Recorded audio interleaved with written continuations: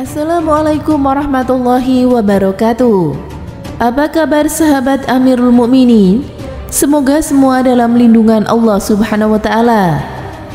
Perang besar dalam sejarah Islam di bulan Ramadan antara lain adalah Perang Badar dan Perang Pembebasan Kota Mekah.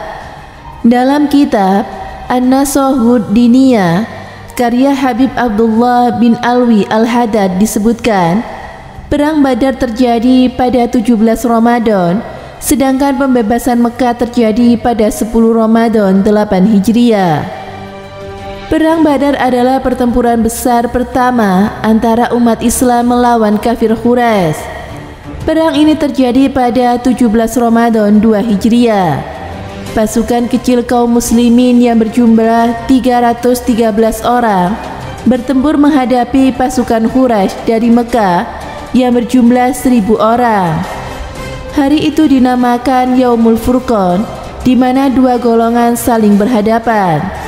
Dalam pertempuran ini, Allah memberikan kemenangan kepada pasukan muslim yang dipimpin langsung oleh Nabi Shallallahu Alaihi Wasallam.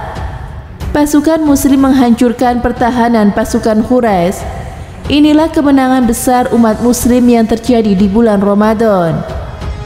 Muhammad Husain Haikal dalam bukunya yang diterjemahkan oleh Ali Auda berjudul Sejarah Hidup Muhammad mengisahkan pada hari itu 17 Ramadan Rasulullah Shallallahu Alaihi Wasallam sendiri tampil memimpin muslimin dan mengatur barisan kaum muslimin. Begitu menyaksikan pasukan Quraisy yang sangat besar, sedangkan pasukan muslim sangat sedikit. Di samping perlengkapan yang sangat lemah dibandingkan dengan perlengkapan Quraisy, ia kembali ke pondoknya ditemani oleh Abu Bakar. Cemas akan peristiwa yang terjadi pada kaum muslimin, Rasulullah Shallallahu Alaihi Wasallam menghadapkan wajahnya ke kiblat. Dengan seluruh jiwanya ia menghadapkan diri kepada Tuhan. Ia memohon pertolongan kepada Allah Subhanahu wa taala. Begitu dalam beliau hanyut dalam doa sambil berkata, Allahumma ya Allah, ini Quraisy sekarang datang dengan segala kecongkaannya, berusaha hendak mendustakan Rasulmu. Ya Allah, pertolonganmu juga yang kau janjikan kepadaku. Ya Allah, jika pasukan ini sekarang binasa, tidak ada lagi ibadah kepadamu. Sementara beliau masih hanyut dalam doa kepada Allah sambil menengadahkan tangannya menghadap kiblat itu, mantelnya terjatuh. Ketika Abu Bakar lalu meletakkan mantel itu kembali ke bahunya, sambil ia memohon, Rasulullah, dengan doamu itu Tuhan akan mengabulkan apa yang telah dijanjikan kepadamu. Sungguh pun begitu. Rasulullah Shallallahu Alaihi Wasallam makin dalam terbawa dalam doanya, dalam tawaduk kepada Allah. Dengan penuh khusyuk dan kesungguhan hati, beliau terus memanjatkan doa, memohon isyarat dan pertolongan kepada Allah dalam menghadapi peristiwa yang oleh kaum muslimin sama sekali tidak diharapkan, dan untuk itu tidak pula mereka punya persiapan. Karena yang demikian inilah akhirnya ia sampai terangguk dalam keadaan mengantuk. Dalam waktu itu tampak olehnya pertolongan Allah itu ada.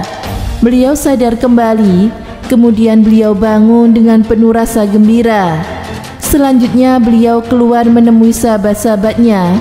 Dikerahkannya mereka sambil berkata, demi Dia yang memegang hidup Muhammad, setiap orang yang sekarang bertempur dengan tabah, bertahan mati-matian, terus maju pantang mundur, lalu ia tewas, maka Allah akan menetapkannya di dalam surga.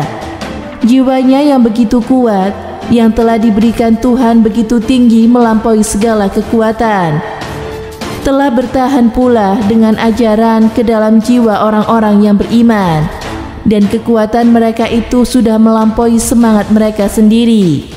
Sehingga setiap orang dari mereka sama dengan 2 orang, bahkan sama dengan 10 orang. Apabila secara integral kemampuan moral ini belum lagi mencapai tujuannya, disebabkan oleh adanya perbedaan pendapat di kalangan muslimin sebelum terjadinya perang. belum dicapainya kekuatan materi sebagaimana yang diharapkan. Maka dengan daya imam ini, justru ia mempunyai kelebihan. Hal ini bertambah kuat lagi tatkala Rasulullah SAW dan para sahabat-sahabatnya dapat mengerahkan mereka. Maka dengan demikian, jumlah manusia dan perlengkapan yang sangat sedikit itu telah mendapat kompensasi. Dalam keadaan Nabi dan sahabat-sahabatnya yang demikian itu, kedua ayat ini turun. Oh Nabi, bangunlah semangat orang-orang beriman itu dalam menghadapi perang. Bila kamu berjumlah 20 orang yang tabah, mereka tidak akan mengalahkan 200 orang. Bila kamu berjumlah 100 orang, niscaya akan mengalahkan 1000 orang kafir. Sebab mereka adalah orang-orang yang tidak mengerti. Sekarang Allah meringankan kamu, karena ia mengetahui bahwa pada kamu masih ada kelemahan. Maka jika kamu berjumlah 100 orang yang tabah, akan dapat mengalahkan 200 orang. Dan jika kamu 1000 orang, maka dapat mengalahkan 2000 dengan izin Allah. Dan Allah bersama dengan orang-orang yang berhati tabah. Keadaan pasukan muslim bertambah kuat setelah Rasulullah SAW membangkitkan semangat mereka. Turut hadir di tengah-tengah mereka, mendorong mereka menggandakan perlawanan terhadap musuh. Beliau menyerukan kepada mereka bahwa surga bagi mereka yang telah teruji baik dan langsung terjun di tengah-tengah musuh. Dalam hal ini, kaum muslimin mengarahkan perhatiannya pada pemuka-pemuka dan juga pemimpin Quraisy. Mereka hendak dikikis habis sebagai balasan yang seimbang tatkala mereka disiksa di Mekah dulu, dirintangi memasuki masjid suci dan berjuang untuk Allah. Bilal melihat Umayyah bin Khalaf dan anaknya, begitu juga dengan beberapa orang Islam melihat mereka yang dikenakannya di Mekah dulu. Umayyah ini adalah orang yang pernah menyiksa Bilal dulu. Ketika melihat Umayyah, Bilal berkata, "Umayyah, moyang kafir, takkan selamat aku kalau kau lolos." Beberapa orang dari pasukan muslim mengelilingi Umayyah dengan tujuan jangan sampai ia terbunuh dan akan dibawanya sebagai tawanan. Tetapi Bilal di tengah-tengah orang yang banyak itu berteriak sekeras-kerasnya, "Sekalian tentara Tuhan, ini Umayyah bin Khalaf kepada kafir, takkan selamat aku kalau ia lolos." Orang banyak berkumpul, tetapi Bilal tak dapat diredahkan lagi, dan Umayyah dibunuhnya. Ketika itu Mu'ad bin Amr bin Jamuh juga dapat menewaskan Abu Jahal bin Hisham. Kemudian Hamzah, Ali dan juga pahlawan-pahlawan Islam yang lainnya menyerukan ke tengah-tengah pertempuran sengit itu. Mereka sudah lupa akan dirinya masing-masing dan lupa pula akan jumlah kawan-kawannya yang hanya sedikit menghadapi dengan musuh yang begitu besar. Debu dan pasir halus membumbung dan berterbangan memenuhi udara. Kepala-kepala ketika itu sudah lepas berjatuhan dari tubuh Quraisy.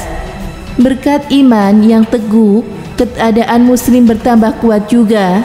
Dengan gembira mereka berseru, "Ahad, Ahad." Di hadapan mereka kini terbuka tabir ruang dan waktu. Sebagian bantuan Tuhan kepada mereka dengan para malaikat yang memberikan berita gembira, yang membuat iman mereka bertambah teguh, sehingga bila salah seorang dari mereka mengangkat pedang dan mengayunkannya ke leher musuh, seolah-olah tangan mereka digerakkan oleh tenaga Allah. Di tengah-tengah medan pertempuran yang sedang sibuk dikunjungi malaikat maut memunguti leher para orang-orang kafir itu, Rasulullah SAW berdiri. Diambilnya segenggam pasir, dihadapkannya kepada Quraisy. "Celakalah wajah-wajah mereka itu," katanya sambil menaburkan pasir itu ke arah mereka. Sahabat-sahabatnya lalu diberi komando, serentak pihak muslim menyerbu ke depan. Masih dalam jumlah yang lebih kecil dari jumlah Quraisy, tetapi jiwa mereka sudah penuh terisi oleh semangat dari Allah. Sudah bukan mereka lagi yang membunuh musuh, sudah bukan mereka lagi yang menawan tawanan perang, hanya karena adanya semangat dari Allah yang menanamkan dalam jiwa mereka itu kekuatan moral mereka bertambah, sehingga kekuatan materi sekalipun bertambah pula. Dalam hal ini firman Allah turun, "Ingat ketika Tuhanmu mewahyukan kepada para malaikat, aku bersama kamu. Teguhkanlah pendirian orang-orang beriman itu, akan kutanamkan rasa getar di dalam hati orang-orang kafir itu. Pukullah bagian atas leher mereka dan pukul pula seperti ujung jari mereka. Sebenarnya bukan kamu yang membunuh mereka, melainkan Allah juga yang telah membunuh mereka. Juga ketika engkau lemparkan, sebenarnya bukan engkau yang melakukan itu, melainkan Tuhan juga." Tatkala Rasulullah SAW melihat bahwa Allah telah melakukan janjinya, dan setelah ternyata pula kemenangan berada di pihak orang-orang Islam, ia kembali ke pondoknya. Orang-orang Quraisy kabur, orang Muslim melihat dikejar terus, yang tidak terbunuh dan tidak berhasil melarikan diri ditawan.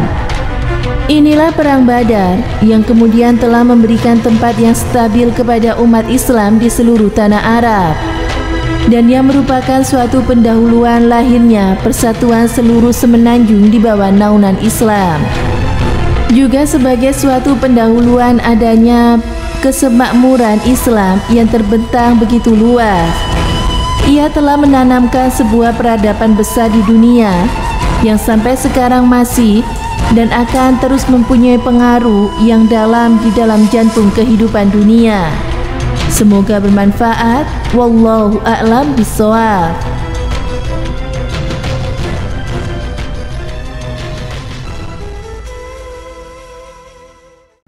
Assalamualaikum warahmatullahi wabarakatuh.